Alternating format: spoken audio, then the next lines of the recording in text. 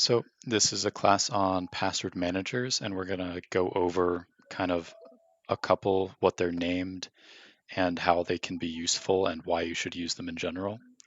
As always, if Mary has your email address and your contact information, she will send you a link to both the slides, which you're going to be following along with, and also a copy of the meeting itself.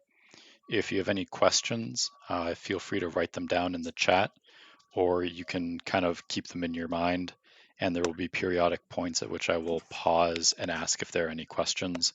Also, at the end, there will be a rather large time for questions. Now, historically, we have done a couple different password manager classes, and the slides you get will be updated whenever we do a new class. So if in a year or so you want to look back and kind of see if any information has changed, feel free to open these slides because they will be updated as we move forward. Once again, this slide, we just threw it in there so you can see where the closed caption option is. This is something we're testing out. If you like that we have closed captioning, please let Mary know. If it's because we were asked to provide this service, but if no one really thinks it's that useful, then we probably won't continue with the service. So definitely, if you appreciate it, let Mary know so we can keep providing this for you. Can I jump in for a second? I just put on my iPad and I still have the same things down on the bottom, like the mute and the whatever. So it's interesting. I have the same screen on both my laptop and my iPad. Thank you, Janet. Patsy decided she'd just go ahead and get the recording later, so we're just going to proceed right now. Okay. Thanks. And this is also what it kind of looks like on my iPhone as well, with everything at the bottom, and then to the right-hand side, there's the 3 dots, which allow you to access more options. The first thing to note with password managers is what I say today may not be the correct information in a week or a month from now, because things change all the time, especially when you're dealing with computers and things that use computers. So this information is obviously, disclaimer, is to the best of my ability and current knowledge at the time. So hopefully overall, even if something changes, this will give a good foundation for reasons to use password managers and how to use them in general. Oftentimes people ask, what is a password manager? Here is a clinical definition of what a password manager is, but basically a password manager is something that stores all of your passwords so you don't have to remember them. The next question I get asked is it safe? This kind of goes along with why should I use it? And basically the answer to that is if you ever write down a password because you can't remember it, a password manager is a much better option. If you have a memory that is so much better than mine, I can't even comprehend it, and you can remember all of your passwords, I suppose that would be a reason not to use a password manager. If you just can memorize all of your passwords for all of your different sites. The one thing I do not want people to do is use the same password for different sites, because what this means is if, for example, if Target gets hacked and someone steals all the passwords associated with accounts at Target, and you have your email address and your password to log into Target set to anything else, now they have access to the other account as well, which is why you want diverse and separate passwords. How to choose a password manager. You want to make sure that they're transparent about security models. If you kind of don't know what that means that independent institutions will audit and make sure that the password manager is as secure as it says it is. And if you still don't know what that means, just stick with the recommended list we'll go through in a little bit. Oftentimes you'll see the type of encryption thrown around. 256 is generally pretty standard nowadays, and that is an incredible amount of security. It's very difficult to crack. It takes a very long time. You should feel fairly safe with using a password manager with this level of encryption. Other things you want from a password manager is what's called zero knowledge. What zero knowledge means is the password manager itself, the company, does not know what your passwords are. They have zero knowledge of your passwords. And one of the reasons you want this is if, for some reason, a password manager itself is hacked, even if they are hacked, the people who hack them don't get access to your passwords because the password manager does not know it. And the last one kind of goes to the first one, where you want a password manager that has security audits, kind of to make sure they're keeping up with the landscape. Reasons not to use a password manager. I already mentioned one, which is if you have an amazing memory. But the real reason not to use a password manager is if you just don't use a computer, right? If you if you have a single computer that you kind of don't use and never take out, and you have all of your passwords stored on that computer, and you're somewhere else, and the passwords are only on that computer, then that's not very useful to you because all of your passwords are essentially not accessible. So if you don't use a computer, I wouldn't use a password manager. Now, computer also refers to your phone, like a smartphone. You can get password managers on your smartphone, and if you have that, then there really isn't a reason not to have a password manager, in my opinion. Oftentimes, it's actually faster to use a password manager than it is to type out your password. At least it is for me. So really, there's no, like, it doesn't require more of my time to use this. Why should you want a password manager? There's a bullet point list, which I've spent, considerable amount of minutes writing up. And it boils down to that if you use a password manager, your passwords are more secure. You should also use it because passwords are stolen. If you have a password manager, it makes it very easy to change your password. Sometimes, as I said earlier, for example, if Target gets hacked, that would be considered a breach. And then it's easy for you to change your password. And because you're using a password manager, it's a different password from all of your other passwords.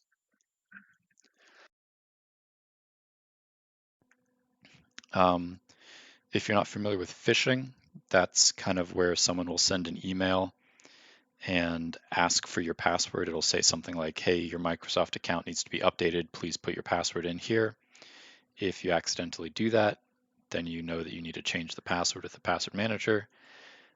Good passwords are hard to remember. So, a good password, you want it to be, over 10 characters.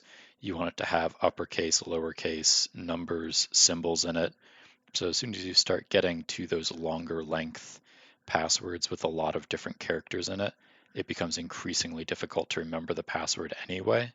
So it's just easier if you use a password manager, which will create a password for you.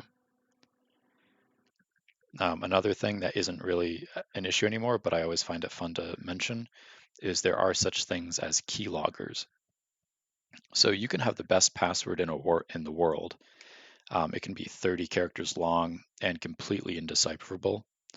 But if there is a keylogger, which is something that you can get on your computer through a virus or something like that, basically the keylogger will log your keystrokes, and then the hacker will get your password anyway, no matter how difficult it is, because whatever you type is what the password manager or whatever the keylogger will recover. And bad memory. I personally have horrible memory. I cannot remember any more than, like 4 or 5 passwords that are unique. So if I didn't use a password manager, I would be using either really bad passwords or I would be reusing passwords, which is bad. What does sites using plain text mean? Some sites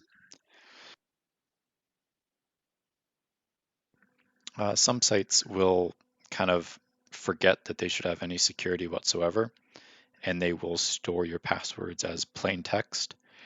What that means is if someone looks at the website or looks at you entering the information on a website by going in between you and your internet connection, they'll be able to see your password very easily. While a password manager doesn't necessarily help with protecting against a site that uses plain text, it will allow you to immediately change your password if a data breach has found to occur. So in general, it's best to avoid using things that use plain text, but that's kind of difficult to see. But having a password manager can slightly mitigate that problem. Another question people ask is, well, Chrome offers to save all my passwords, Firefox offers to save all my passwords, Apple offers to save all my passwords, and those are better than nothing, right? One of the issues, especially with Apple's, is it doesn't work across multiple operating systems. So if you have a Mac at home, but you want to log in to something on a different computer that's a Windows computer, you can't necessarily get to that information easily. The other thing is if you use multiple browsers, now you need to keep your passwords updated on both browsers, because if you change one on Chrome and then you go to Firefox, Firefox will no longer have the password. You can't really share it with your family. If you have a family account and you want everyone to be able to access your Amazon account, for example, it's more difficult to share it. They don't really store more than just passwords. So one thing a password manager can do is it can store your, like if you have certain medication, you can put that in the password manager and it will save that. You can't save like bank documents on a password manager. You take a picture of it, or your credit card statement, you can take a picture of it and file it away in the password manager. And the other thing is computers get stolen. So if you are, at a coffee shop and Chrome is open, someone can go right there, take your computer, or honestly just look at the passwords stored in Chrome and copy all of that information. So in general, these aren't bad, but it's better to have a dedicated password manager that's separate from a browser one. One question was, if going back to the plain text thing, if there is the lock icon, does that take care of plain text? And in general, yes, if you're using HTTPS, the connection between you and the site will be secured. But if the site itself stores passwords in plain text, that won't save you against that. But generally, if they went through the trouble of getting the HTTPS site, hopefully they are also good with storing their passwords for people logging in. The next thing is, what types are there? So like, what different types of password manager can I get? Explain it to me. And there are a lot of options. So I've narrowed it down to essentially three: online, offline, and hardware. Online password managers would be things like iCloud Keychain, like Google, like Firefox. Free would be, and online would be Warden. And then there are also, limited accounts with like LastPass and 1Password that you can use online. LastPass and 1Password, you generally will use their paid versions. And we can go over the pricing of that a little bit later. But the online ones are generally ones that will be accessible on any device and multiple devices. So your computer at home, your laptop, and your phone, all of those will sync and have the exact same password. Offline password managers are what is the one I use actually, which is a free one called Keepass. Keepass is the original, sort of. It's kind of the one that everything else is modeled after. So the way I like to look at it is if you watch a car commercial, right, and you're looking for a family sedan and you want a reliable one that doesn't cost too much money, if you see a lot of commercials about it, they'll say, this Ford is better than the Honda Civic. It'll say this Kia is better than the Honda Civic. It'll say this, XYZ is better than the Honda Civic. Well, I kind of am really interested in the Honda Civic because everyone else is trying to say they're better than it. I kind of want to know why. I want to know, you know, what the one they're comparing them to, all to is, because that's probably the one I want to get. So anyway, offline is Keepass. The negative thing with an offline password manager is that it's offline. If you have it on your computer at home, it's not on your phone. You can't access it on another person's computer very easily.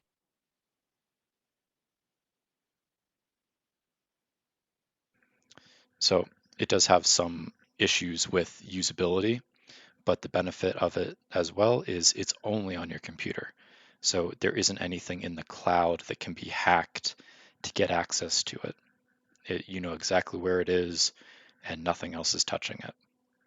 Now, if you are extremely security conscious and you want the most security you can possibly get, that would be a hardware password manager. These do cost money and they are a physical device that you would then plug into your computer and gain access to your passwords. Some of them will even have a small LED screen that you can use to view your passwords for different sites. And what this allows is not only is it not online, but it also isn't on your computer. So my computer that I store my password manager on is essentially always on and always connected to the internet. So it's not as safe as this USB key thing that is a hardware password manager that is not plugged into the computer because I don't need to use it at the moment. So it's very secure and offline. The issue with the hardware ones are one, they cost money, two, they're more difficult to use, and three, you really hope that you're not going to lose that thing. I don't know if you're like me, but I find at least once a week I have misplaced my keys. And I know if I did that with a device that had all of my passwords on it, I would have a minor heart attack, which is why I personally don't use a hardware password manager. But if you want to be super secure, hardware is the way to go. Next, whenever you're looking at a password manager, kind of you want to think about what features do you need. And there's a list on the right-hand side. And kind of the questions you want to ask yourself are, do you want to have multiple people have access to this? How many devices do you have? Do you need to take notes on it? You want to store files? Do you want to automatically fill out forms, generate random passwords available offline, yada, yada, yada. And these are just some of the questions, but generally, if you're looking at a password manager, they're all very good at copying each other. So they all offer very similar functionality. And we'll kind of go over some of these things whenever we take a look at one of the password managers.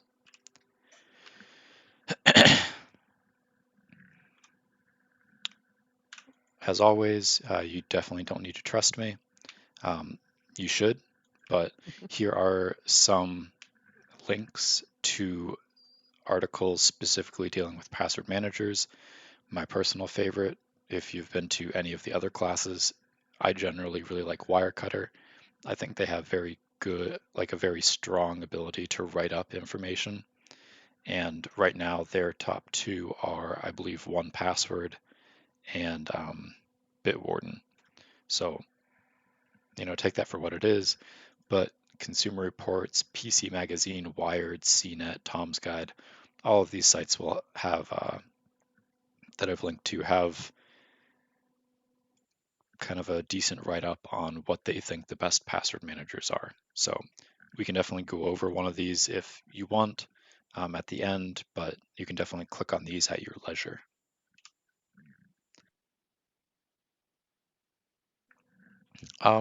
So Salt, This is for anyone who wants to do even more reading after this class is over. But one thing password managers do is they salt your password, and this is something you can do as well. If you come out of this class thinking there is no way I am ever going to use a password manager, one thing you can start doing is salting your passwords. And that's basically adding a string of something at the end that you know, but no one else does, and it just increases the complexity of your password. So for example, I don't recommend this, but if you had a password for Macy's, you could make the password Macy's with a capital M and then use your salt, which would be, a 10-digit password after Macy's. So it would be, Macy's capital P0YT6 $F capital V MQ. And that is a fairly strong password, but theoretically, if you remember the last digits of that, then all you need to remember if you're logging into Macy's is Macy's that. Again, I don't really recommend this, but it is an option, and it's essentially similar to what password managers do in order to make whatever password you put in even more complex for their encryption, to make it even more difficult to steal. So what do I use? Occasionally people ask. So I use Keepass. It's the original. I like it. I've been using it for like 15 years and I don't really have a strong need to change now. I do use a single Dropbox account that is synced to my two computers that I keep Keepass on just in case one of my computers dies. And I use Google Chrome and Firefox. Now, one thing you may be thinking to yourself is, didn't Tim just say not to use Google Chrome and Firefox for storing passwords? And you are 100% correct. I did say that, and I am a hypocrite. But really, what I use them for is non-money websites. So I don't put any bank information on Google Chrome or Firefox, but I do have, like, if I have a subscription to the New York Times, I have the New York Times logged in saved with Google Chrome and Firefox. I have various, forums and various websites saved on Google Chrome and Firefox because I'm willing to take that decreased security approach for something that adds a lot of convenience for myself. So I don't have to keep logging into those sites every time I visit them on my computer. Here are links to the websites of the various password managers we talked about.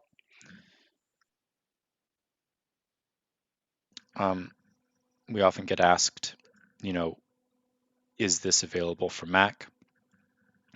And the answer is yes. LastPass, Dashlane, 1Password, Keeper, Bitwarden, they're all available for Macs, Linux, browsers, on mobile, and Keepass is a little bit more difficult on a Mac, so I don't necessarily recommend it. And then also we have a link to Trezor. Never really sure how to pronounce it, but that is the hardware password manager that I would recommend if you wanted to be even more security conscious than I. So here we are at the end of the slides. So we'll go over any questions people have, and then I'll show you if I were to not use Keepass, what would I do, and kind of how to set up an account in one of these password managers, to show you what it looks like. Is Safari on Mac more secure than Firefox? Yes and no. Generally, things that Apple builds that works on their browser, on their hardware, will generally be a little bit more secure because they have that ability since they're also the hardware manufacturer or hardware provider kind of thing. But Firefox is also a little bit more secure because you can add more security extensions to it. So is kind of a yes or no question or answer. Can I use more than one password manager on a Mac platform? You can. Um, so, I mean, you always have access to Keychain. So if that's one, then I would definitely say you can use something else like LastPass or Bitwarden or Dashlane in conjunction with that. I wouldn't use two full-fledged password managers at the same time, mainly because that can get kind of confusing because you have to remember to update both of them at the same time. Great. That's really helpful, Tim. A lot of information. Um, do you want to just show us one? Yeah, we can go over one. I'm Okay. gonna quickly go through the other questions. I Oh, use sorry. I Chrome didn't. on my laptop, and I also have an iPhone and iPad. Does Keepass work across both? So Keepass will not. I add Keepass in as an option for people who don't want anything in the cloud or on multiple devices. But generally, you're going to want to go with one of the online ones, which would be Bitwarden, LastPass, Dashlane, 1Password, or Keeper. What do I recommend for a password manager for the Mac since Keepass is more for a PC?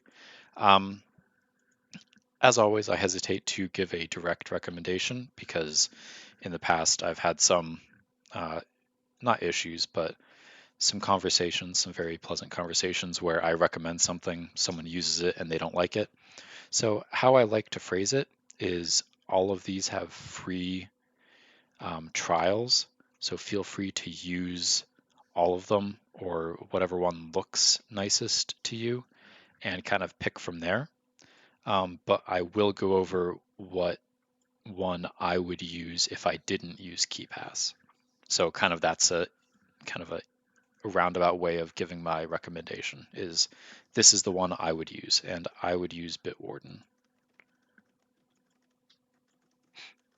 I think I saw some hands in pictures, but I think people are still muted.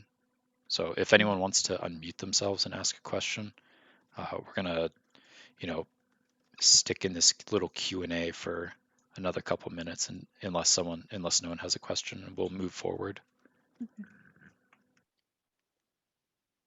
Doris, go ahead and unmute yourself.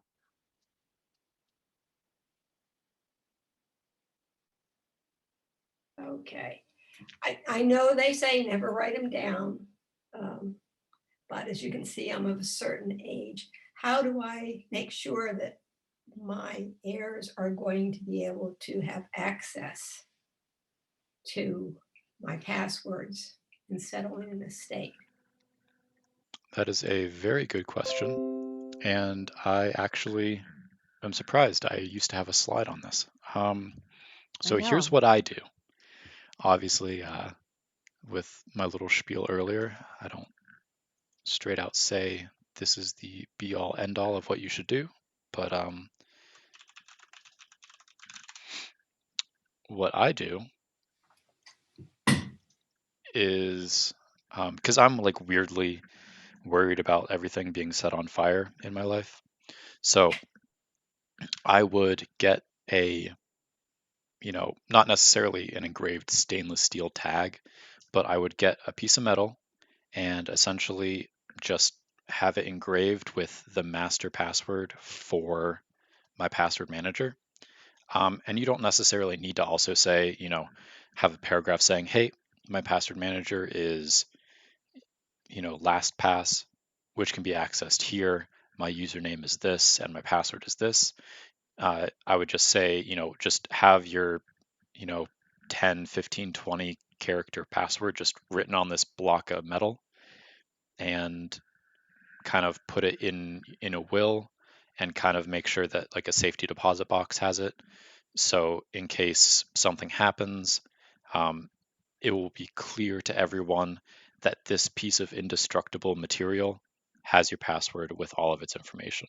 The other thing you can do is if someone else has a password manager as well, you completely trust them, then you can actually put in your password into their password manager as well. And that, of course, I would only say is acceptable for someone you really, really trust. So for example, someone where if you're cooking in the same room as them, you'll allow them to operate a knife on a cutting board with your back turned. That kind of friendship is what we're talking about here. That's a close friendship. I know. It's how I base all my friendships. So there's another question about retail sites. When I am on a retail site and asked for my password, how does a password manager become involved? That's a great question. So if you are using kind of the Chrome or Firefox or Safari, whatever automatic password manager, it will automatically fill that in. If you are using a different password manager like LastPass or Bitwarden, there are a couple different ways to do it. You can either have the desktop application where you would then double click on the password. It would then copy it to your copy it, and then you would paste it into the password field. And you can also install an extension from your password manager for your password manager on a browser. And that way, for example, if you have a Macy's account and you log into Macy's or you go to the Macy's website, your password manager icon will change a different color and it'll say like, hey, we recognize that you have a password for this site. Do you want us to log you in?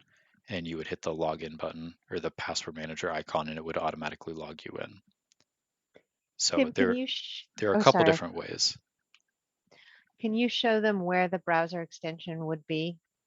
Yep. Just with your arrow?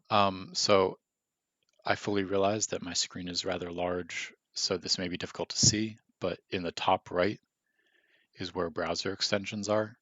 And they're these little icons. So right now I only have Honey and FakeSpot installed, but I'll show you how to kind of get a browser extension for Bitwarden and how that is used in general. Great, thank you. Any other questions before Tim takes us to Bitwarden? All right. Yes, I have a question. This is Chris. So I really like the Google Chrome feature where it populates the password for me. So you're saying that that's probably not a good thing. It's not secure enough? It's more secure than a sticky note, less secure than a true password manager. Okay. So on a scale of 1 to 10, I mean, if you were Google Chrome versus Bitwarden, like is Bitwarden a 10 and Google Chrome is a 3? Well, so if we're going on a scale of 1 to 10, if 1 is every time you put in your password, which you shout out loud, being a 1, and let's say Keepass is a 10, I would put a Bitwarden at a 9 and Chrome Firefox at a 6 or a 7. Oh, okay. I see. So I have zero issues with people using them. They are slightly less secure. I don't necessarily like the mobility of them only being available on the one browser, but I also have zero issues, and I myself use them for non-money related sites for logging Okay. in. And then what do you do about money related sites like banks and places? I personally use Keepass, but if I were to not use Keepass, I would be using Bitwarden for many reasons, but the most important one is that it's free. Okay. Thank you, Tim. Yep. And Mary, do you have any? Because I think I set you up on a Keepass for the library a while ago. And how Yes, fun is that process? it's actually really great because especially now, we have access to it. And so I can be home and be able to use Keepass, and we all share the same Keepass account. So it works out nicely. One of us will update a password and everybody has access to it. And so, Tim, what you're saying about password managers is, I guess I'm giving up my universal password of 123 ABC exclamation point. Exactly. You're not giving that up, remember. That password that would then be the password to get into the password manager. Okay. So even with all of this, I do recommend memorizing at least 2 passwords. One password you always 100% should have memorized is your primary email. This is because if somehow you lose access to your password manager, which I never have, I don't have any wood around me, but I'd knock on it. But if you somehow lose access to your password manager, by having your email account committed to memory, you would then be able to go through and change all of your passwords associated with that email account. The other thing is you want to memorize your master password for your password manager, and then apart from those two, everything else will be stored in your password manager. Great. So at the end of this, I want to find out what everybody's going to choose to do. It would be interesting. So anyway, let's show us. Can I ask one more quick question, Mary? This is Chris Certainly. again. Yeah. Sorry, I find this really fascinating. I'm intrigued by the fact that some of these products are free. So how do these companies make their money? Because it's a pretty essential service. There are paid versions. So one of the things you'll notice is some of these password managers will have free versions where you can only sign into it on like 2 devices. And then kind of the idea is what Adobe did whenever I was in school, where they gave schools like Photoshop for really, really, really cheap. So whenever I left that school and I wanted to do any sort of graphic design work or photo editing, I kind of already knew how to use Photoshop, so I just bought it. So I needed to upgrade. I needed to buy something. I'm going to use the one that I'm familiar with. So they kind of get you in at the free level and then give you advanced features that'll make you want to pay. And Makes sense. and their gamble is if you have been using our free version for 2 years and you need to go to a paid version, you're going to just stick with them. You're used to it, all that fun stuff. Makes sense. Thank you, Tim. Yep. And then also for like corporations and stuff, this is big money. So if you're someone like me who's in IT and I would join a different company and I would want to implement a password manager, well, I would probably use one that I'm incredibly familiar with. So the one I use at home, just the enterprise version.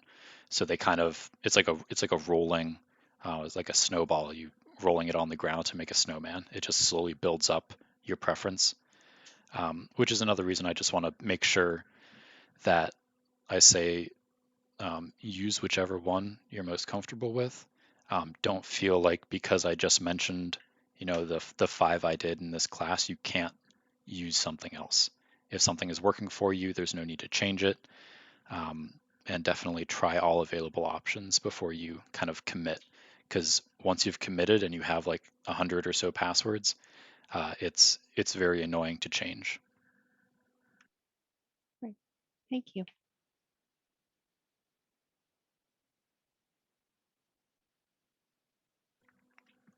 All right. So we are going to go look at Bitwarden. So a couple reasons I like Bitwarden. One, their free version is one of the more full-featured ones out there, in my opinion. And also, if you want to kind of upgrade to the paid version, it's still fairly cheap. You can kind of see them on the Bitwarden pricing business page right now. And they have, this nice little checklist of what you get. But basically all you need to know is I believe Bitwarden for personal use there's the free tier, and then there is the $10 a year tier. Yes, $10 a year. Some of these other ones are, $7 a month, which can add up, but Bitwarden is $10 a year. And we will show you how to get started. I, of course, already have a Bitwarden account set up, so I will pretend go through starting a Bitwarden account. Create account. This will be your email address. Type it in, your name, and master password. The master password is the one you don't want to lose, right? This is the one that you want to make sure is very difficult. So I will actually write down my password on Notepad so you can see. So I want my password to be something I can easily remember.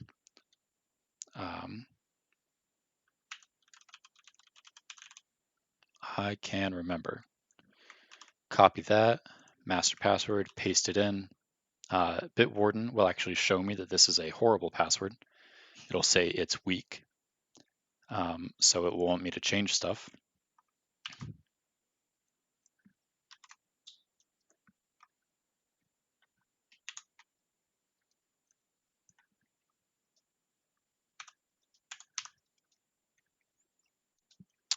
There is 0 chance I will remember what this password is, so it's a strong one, and it's strong. But you definitely want to make it something that you can remember. I won't remember this at all. So there are a couple ways that you can go about making a master password. We actually have a class, I think, on that goes into that, but there's a quick synopsis of the way I would do it. You can, or one of the methods I find humorous, which is you take like a poem or a line from a book that you know very well. I like Calvin and Hobbes. So my tiger friend has got a snack.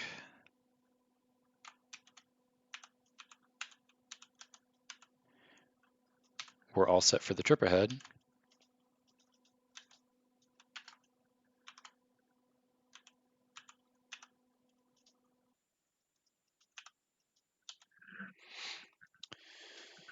So that's the password. And then I'm just really excited about the password.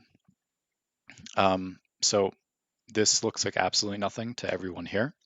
But in my head, I remember, okay, my tiger friend has got a snack, period. We're all set for the trip ahead.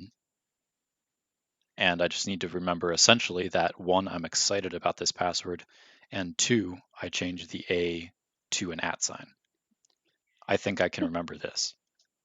Tim, are there any symbols that you would avoid? I've noticed on certain sites they accept certain symbols and others not. Yeah. So some symbols or some things in general I would avoid is eyes and pipes. Mainly because in some browsers, J's also look like it, 1s kind of look like it. It can kind of be hard to tell a difference. Capital O's and zeros are annoying. But for certain sites, you do not want to use spaces. For certain sites, you do not want to use dashes. So kind of those are the only ones I would stay away from. The first 2 just for readability, and spaces and dashes for some sites, they don't like it. Great. All right, so don't save. So once we have our password, master password, copy, paste, please do not lose this, and check this box and hit submit. And that's it. You now have access to Bitwarden, the password manager.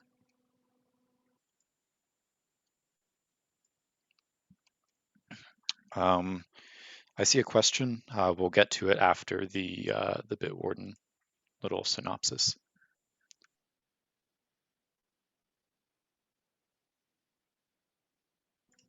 All right, so Bitwarden. I'm gonna log in to the online version just so you can see what it looks like. I would hit the login option. I, of course, have this stored in my password database. So all I'm doing is pasting, and I will hit login. And this is what it looks like. You may kind of see that there's a lot of options, or you may think there's not that many options. Either way, it's fairly straightforward, and we're going to go through it. So, all items. This will show you every single thing in your vault. I'm going to quickly look at how many things I have. So in my actual password database, I have 1,249 passwords. So you can see how password databases kind of creep up on you because you have more passwords than you think. And I mean, other people will probably only have like 100 or so, but it's still more than you can comfortably remember. And if you're in Bitwarden, if you hit all items, you'll see all of those passwords in a huge list, which sometimes isn't very helpful. So what you can do is at the top left, search Vault, and you just type in the name of the website that you're trying to get the password for. It'll kind of filter out stuff as you go, and I see Macy's. The other thing is whenever you create not an account, whenever you create an entry, you'll choose what type it is. So you'll choose if it's a logon, if it's a website logon. You can also save your credit cards to make it easier. Your identity, so these are things like your social security or your driver's license, if you ever need to type in your driver's license. And you can also just have secure notes. So some things I like for secure notes are medications.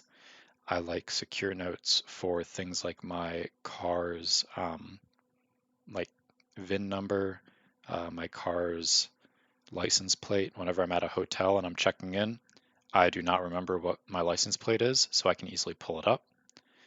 And then the other thing you can do is you can create folders. On my personal one, which I clearly am not going to show you, I have 12 to 15 folders, and this kind of helps me organize. But you can kind of make it so, any of your online banking information goes in this folder. Whenever it's time to pay bills at the beginning of the month, you just go here, click on the online banking folder, and then you just have access to everything that you need. Shopping, you can have things like your healthcare provider, you can have that be a folder. So if you need to access anything healthcare related, click on that folder. Any of your social medias, you can just click on that folder, or you can just get used to using filters and just typing in what you want. So like if I had an Amazon account here, if I just typed in AM, it would then pull up Amazon, that kind of thing. So all items. So one of the other things with these kind of programs is you'll have the ability to view it online. You'll have the ability to have a desktop program with it, and you can also have a extension in your browser. So we're going to quickly go over the extension after I show you how to add an item. So add item. Click on that button. What type of item is this? This is a log on to a website. The name is the name of the site. Amazon, folder, online shopping. The username will be generally your email address.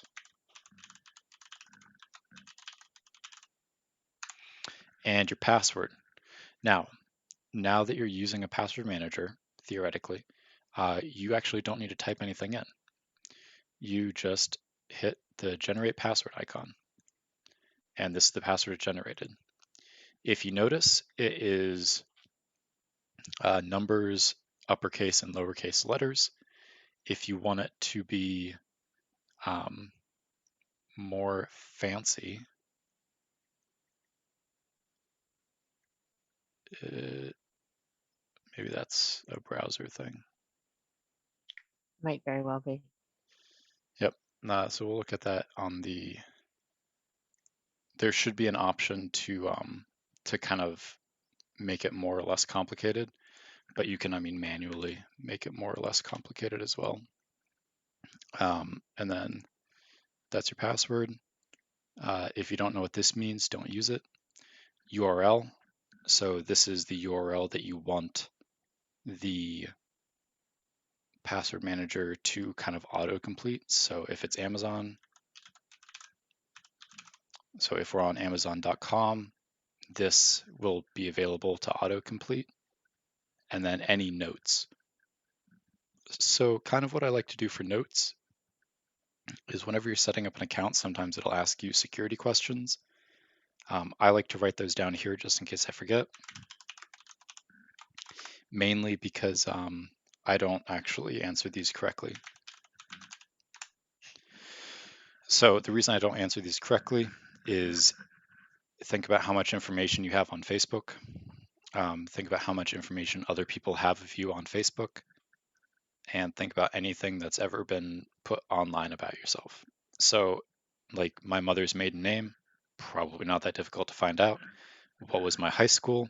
Probably not that difficult to find out. What town was I born in? Not that difficult to find out. My first car? Not that difficult to find out. My pet's name? Not that difficult to find out. So I like to completely make them up. And if you completely make them up, then you will definitely want to write that down. You can add custom fields and you just hit save and done. Now I have a Amazon login saved if I, had an Amazon account for this page. So that's how you enter something into the online tool and view them. So what we're going to do now is install one of the extensions. Oh, sorry. Here's where it is, Mary. Ah, there we go. So if we go to tools, if you remembered, the password generator wasn't that crazy. That's because I didn't have the symbols checked. So as soon as I hit that, all of a sudden the passwords it generates are going to be a lot more complicated. You can see now these passwords are looking a lot crazier. So tools, password generator, and now anytime I go and try to change my password, it will follow the new rules we just set up. So it has symbols, it's a lot longer, all that fun stuff. One thing you can do with some of these is you can import data. So they try to make switching as easy as possible. So theoretically, if you were on Bitwarden and you wanted to switch to LastPass, you could export your data and then import it into another one. Sometimes it works well, sometimes it doesn't, but import and export. I'm just trying to see, nope, they don't have that. All right, so back to my vault. Let's go and get the browser extension.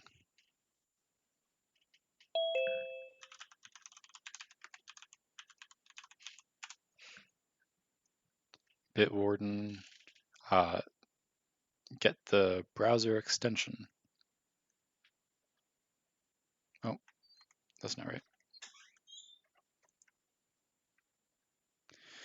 If I go to Bitwarden and click on download, you can see that they have a lot of different web browsers available. Right now I'm using Brave. I will click on Brave. It will ask me if I want to add Bitwarden Free Password Manager to Brave.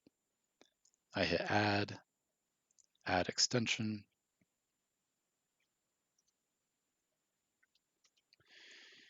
You can now see that I have it installed. And I'm going to pin it. So if you see this little shield icon, that is Bitwarden. So I now have Bitwarden installed on my browser.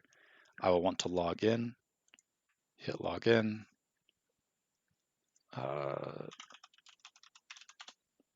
Go get my information.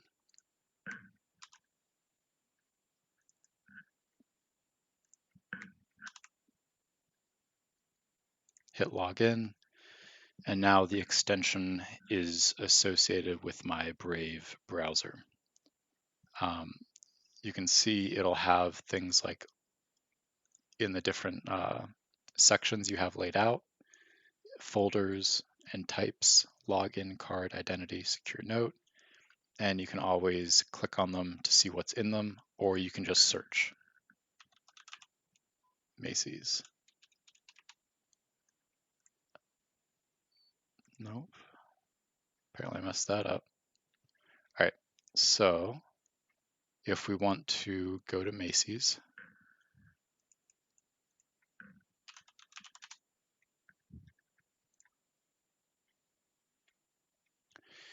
so one thing you can notice is Bitwarden changed color. It is now blue. Okay, I don't know if you can see that. It's blue. If I'm here, oh, well, it's not gonna. Yeah. All right, so it's blue. If I hover over it, it says Bitwarden has access to this site. If I go to my account, sign in, and I hit the Bitwarden button,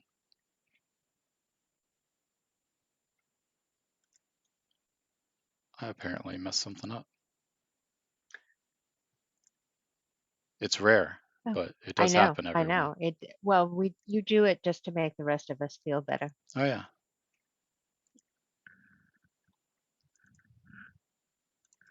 Because it's all fine and dandy me saying how it should work. Oh, I think I was silly.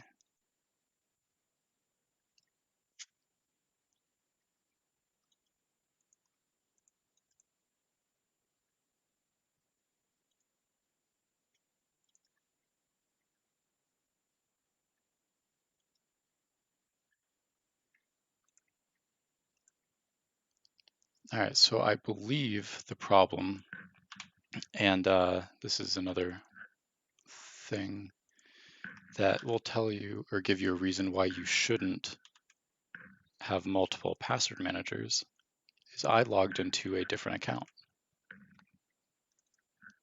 So that was my fault. So I accidentally logged into my other Bitwarden account. Okay. So it happened to me. I'm going to laugh at myself for a little bit. So no one is infallible, especially not me. You didn't lose the Super Bowl, Tim. I'm also not Tom Brady. All right, so now I'm on Macy's and I look at the Bitwarden thing in the top right.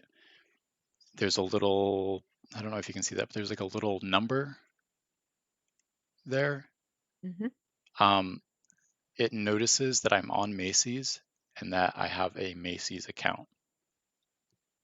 So there are a couple of options. One is to copy the password, one is to copy the username, and one is to view. So if I hit view, I can see that information.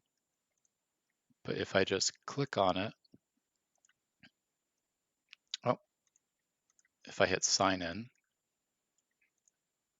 and I click on it, it will automatically populate. Okay, so that took a little bit too long. And D Shaw, yes, I signed in with a different email. I'm so happy that everyone got to see that. That doesn't hurt my soul or anything. All right, so we're gonna start from the top. I have decided to go to Macy's. I already have a Macy's account. I want to sign into Macy's. I will go to the top right-hand corner where it says sign in, click. I will then go to Bitwarden. In the top right, it has a little number 1, which shows me that there is a sign-on available. I will click on it. I will then click on the Macy logon, and it will populate it. And then I hit sign in, and it will sign me in. That's so delightfully simple. That's how it's supposed to work, and how it does work if you sign in using the right account. Oh, can we ask a relevant question at this moment, or would you rather I hold it? Yeah, yep. So, and then say you buy something from Macy's and you want to have it shipped to your house.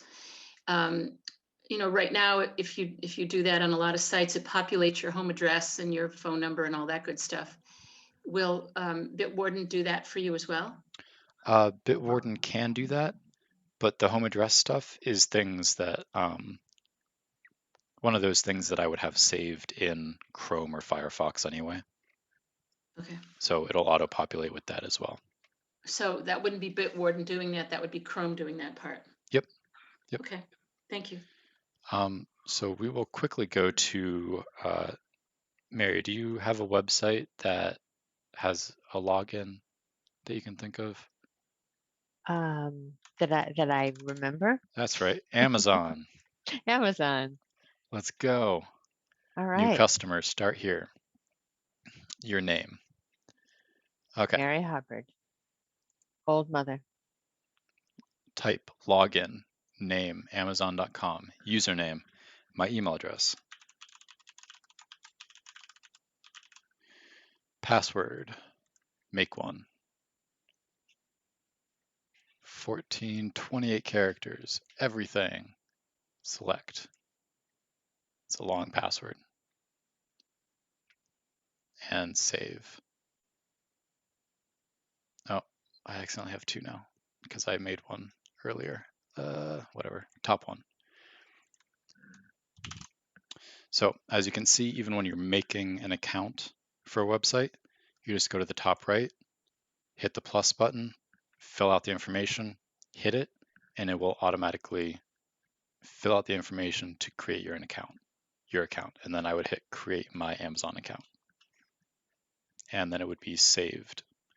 Now, one thing you noticed is I did create an account just now. That's a duplicate. We're going to ignore that it's a duplicate and just think about the fact that I created it on a browser extension. Now, let's say I go to my other computer and I want to make sure that the other computer has it as well. Well, if I go back to Bitwarden, it should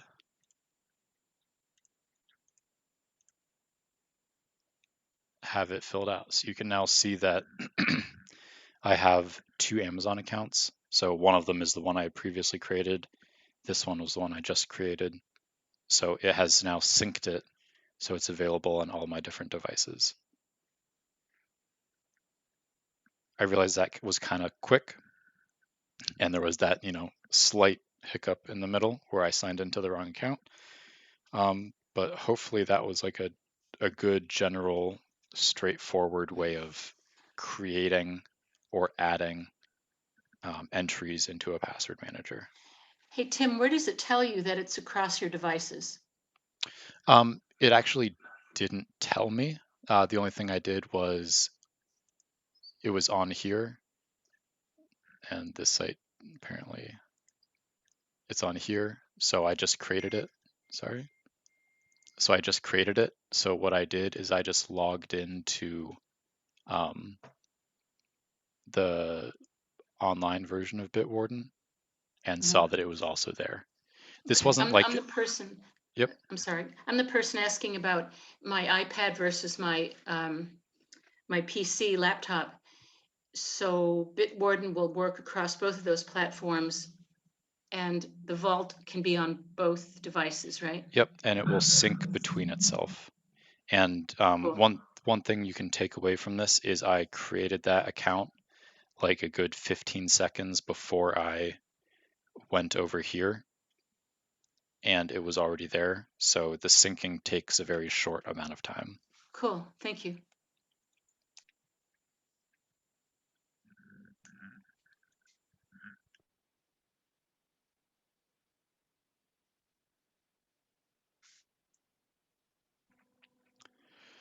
I will say one thing that if you go premium, one thing you can get, or a couple things you can get, are here. I'm definitely not trying to sell you on it. If I were to use Bitwarden, I would be using the free version. But you can add two-factor authentication, which is annoying. You can also get a different type of two-factor authentication, which is slightly annoying. It will automatically check to see if any of your information is in a data breach. Their customer support gets a little bit better, and all other premium features. The main feature I like is you can share your account with another individual. So you can both have separate Bitwarden accounts, but see each other's information. So this is good if you're like husband and wife, or if you just want to share your information with your kids who are at college and really want your Netflix account, but you keep changing the password all the time. Even though I think that's against their terms of service, so I totally didn't recommend that. And it allows you to kind of have your own separate accounts, but still be able to view each other's stuff. So Tim, this is Chris again, Yep. sorry. Is hacking on the rise? I mean, I'm wondering just for normal mortals like me, and I do online shopping and banking and things like that. I mean, this looks like a lot of firepower for just one person. So is hacking like still like majorly bad, or I'm wondering, do individuals get hacked, or is it really corporations, and how much of this do we have to really worry about? So my favorite response to that is a joke. Uh-oh. And I swear it's a much better joke than how I tell it. But there are two guys in the woods. One guy, they both see a bear coming towards them. One guy immediately kind of crouches down and starts tying his shoelaces really tight. The other guy looks to him and says, "Why are you even tying your shoes? You can't outrun a bear." And the guy who's tying his shoes says, "I don't have to outrun the bear. I just have to outrun you." Also, Right. if you've ever seen The Walking Dead, that show has a great example of that, even if it's a little macabre. But essentially, uh, if you have a password manager, people really aren't going to bother trying to target you. If you're just a normal individual without a password manager, people aren't really going to try to target you. But one of the examples I had was the Target breach. There was also the Home Depot breach. There was also the other Target breach. There was also the other Target breach. There was also the other Target breach. There was the other Target breach. I'm not saying Target has a problem, but I did just mention a lot of breaches. So one of the things that happens is as soon as you are on a list from a breach, then hackers will just kind of automatically just poke at the accounts. They just have automated programs that will kind of run your login through through a program and just try to find the password if they don't have it already. And if you have a password manager, your password is already, much, much, much harder to crack by, you know, multiple is exponentially more difficult to crack than someone who has, spring 2020 as their password. So Okay. they're not going to spend all of their time getting into your individual account versus just getting the quick and easy accounts. Yep. Yep. That's helpful. I'm convinced. Thank you. And so that when we set this all up in the vault, we're not typing in our old passwords that we used to use. We're immediately going to get assigned new passwords, and then the vault tells the businesses that we're doing business with that we've changed our passwords. You will have to manually do some work, unfortunately. Some of them do have some pretty slick auto update. I think LastPass does it best, where you can, from within LastPass, essentially say, "Hey Macy's, here's the old password. I've reset it to this," and you just click on it, and it forces Macy's to change it. But let's go through how I would do this, right? So I'm Thank going you. to Macy's. I'm going to sign in. Macy's, sign in. Complete your profile. Really? There we go. All right. So how I would do this is if I had a bad password or if I wanted to change my password. I probably should have checked this before using Macy's as an example. Let's go to profile. Let's go to password edit. Current password. I would go to Bitwarden, hit the little key icon, which is the password. Enter it. Go to Bitwarden. information. I would look at the password. Oh, that's not a very secure password. And I would ask it to give me a new one.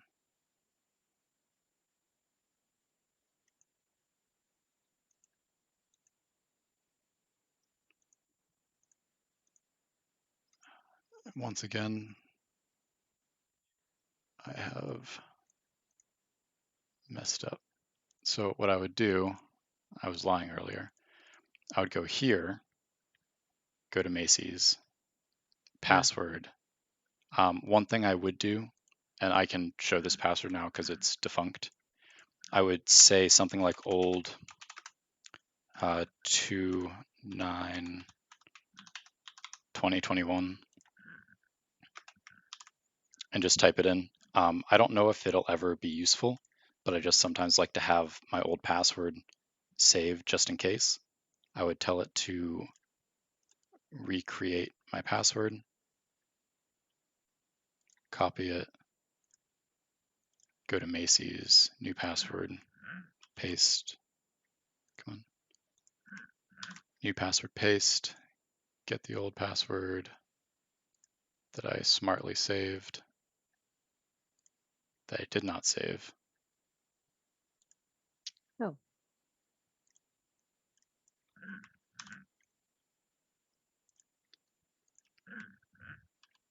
And then I would hit save. And then it would switch it to the new password. And I realize that's a lot of steps, but that's how I would do it. that's just a one-time process. Yeah. Moving into one of these password managers. So there's a question about monitoring by Experian. Okay. What about monitoring by Experian? I mean, ironically, Experian was involved in a data breach, which caused a whole lot of consternation for a lot of people. So one of the things that monitoring does, and a lot of sites offer it, and a lot of places offer it, and a lot of password managers offer it, is they will check occasionally to see if your information has been involved in a large data breach, and they will let you know. So oftentimes, if your password is involved or your username is involved, for example, with the Macy's breach or the Target breach or the Home Depot breach, they would say, hey, you should probably change your password. And it would kind of notify you to change it.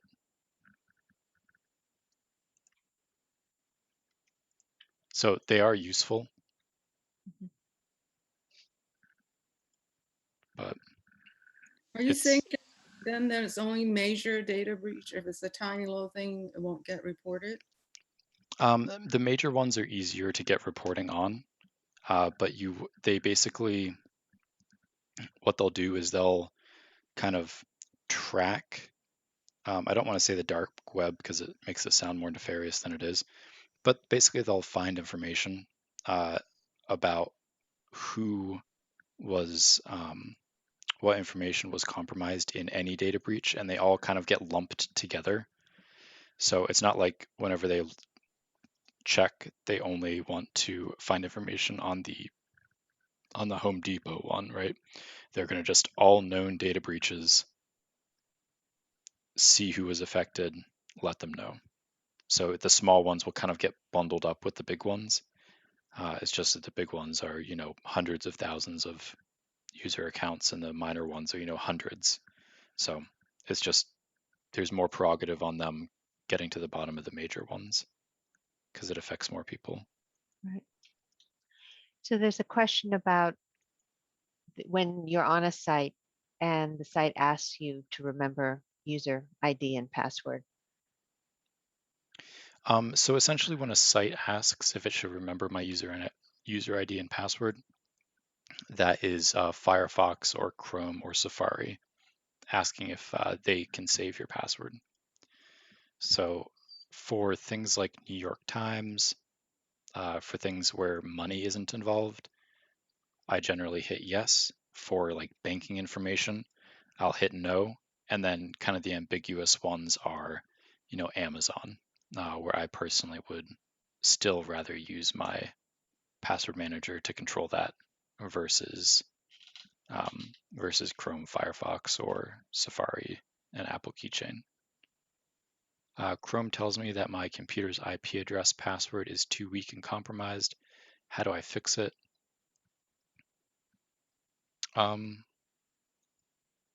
I'm not sure what it means by IP address password. I don't know if that's referencing like your modem or your wireless network,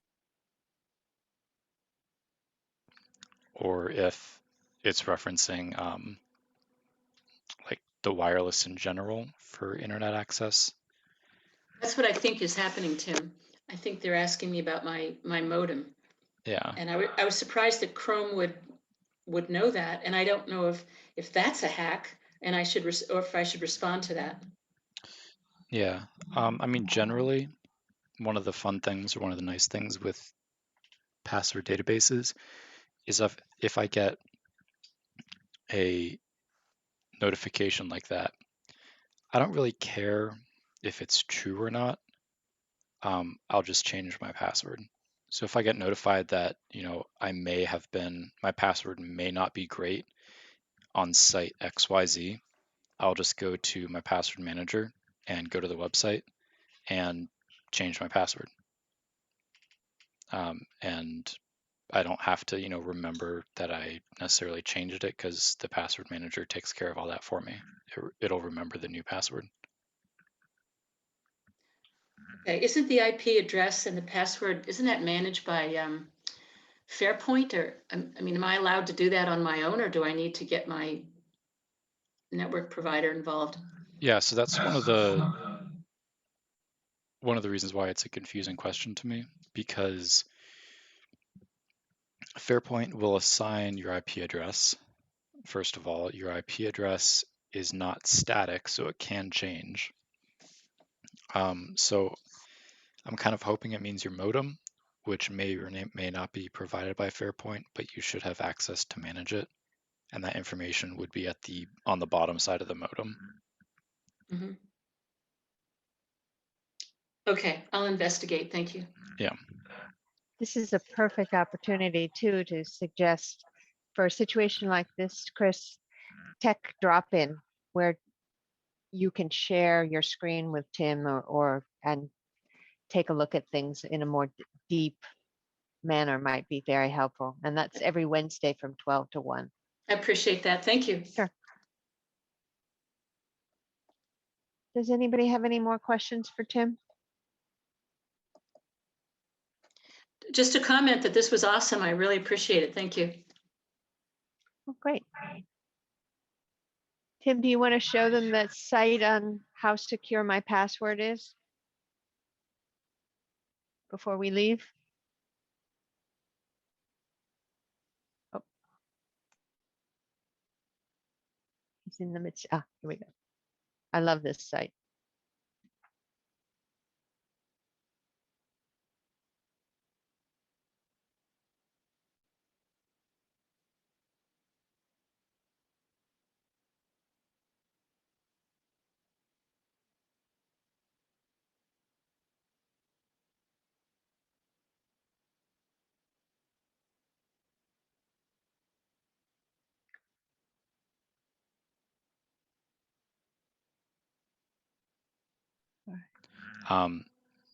If you notice, one of the things I did was I accidentally muted myself, but I typed in how secure is my password, even though I know the one I wanted to go to is howsecureismypassword.net. This is because if I accidentally mistype it, sometimes people will get websites that are a common misspelling, and they'll make it look the same, so you'll actually input your information into the incorrect site without knowing it. So anyway, how secure is my password? Enter a password.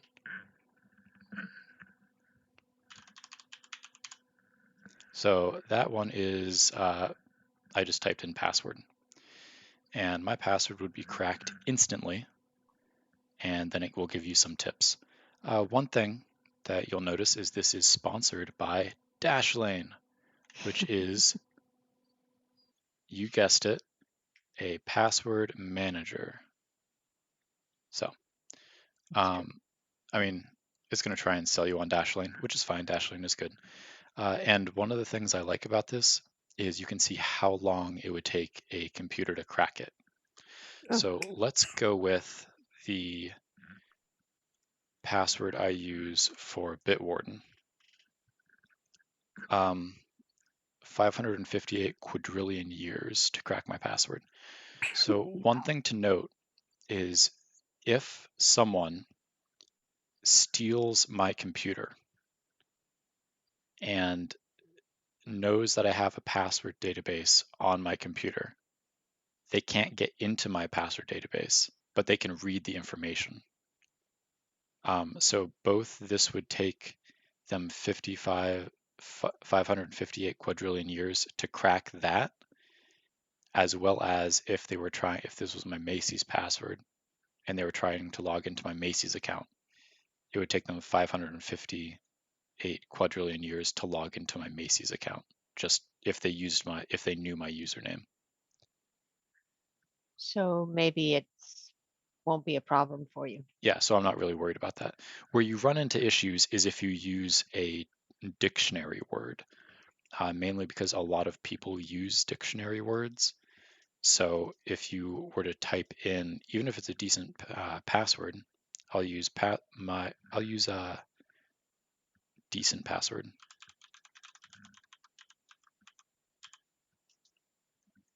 "51 years." Now, if I go down to just one word, instantly. If I use the other word, pretty darn close. But if I add two words together,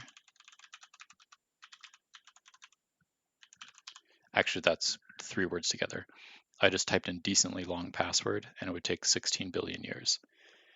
So take that how you will. If you're going to be using dictionary words, I definitely don't recommend it, but at least use multiple dictionary words. And this is always nice to go to just to see if your password is secure, because if it's involved in a data breach, it will also tell you on this site at least. The other thing is if you get a password manager, you don't really have to worry about any of this because all of the passwords it will make for you will be very difficult for something to guess. So I'll go to the Macy's account one, copy it, just so you can see this is the auto-generated one from Bitwarden, 1 trillion years. And I never have to think of it, I never have to remember it, and I never have to look at it. I think you've sold me. Mm. As always, definitely the best questions I have always happen after a meeting. So if that happens to you, just let Mary know and we can answer any of the questions. If you have a question and it's like, a more general question that would help everyone, we will actually put it into the slides. So one thing you can do is if you check back on the slides in like a week, there may be an additional slide with some more information. And as always, Wednesdays, we have the tech drop-in. So I realize we kind of went over, actually not that quickly, but we went over this in a fairly controlled environment. If you have any questions or any issues with Bitwarden or another password manager, you can definitely come on Wednesday and we can take a look at it. And remember, password managers that are online, you can have them on your phone, iPad, laptop, desktop, all of them at the same time. So it'll all sync and it'll all be happy. That's great, Tim. Thank you so much. This was a really, really good program. Really appreciate it. All right, so everyone, I will send, if I have your email address, I will send out a recording of this later on this week. Next week, we are not having Tech Tuesday.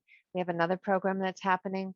The following week, we're going to do a program on how to search and no lanterns required. So thank you all for joining us.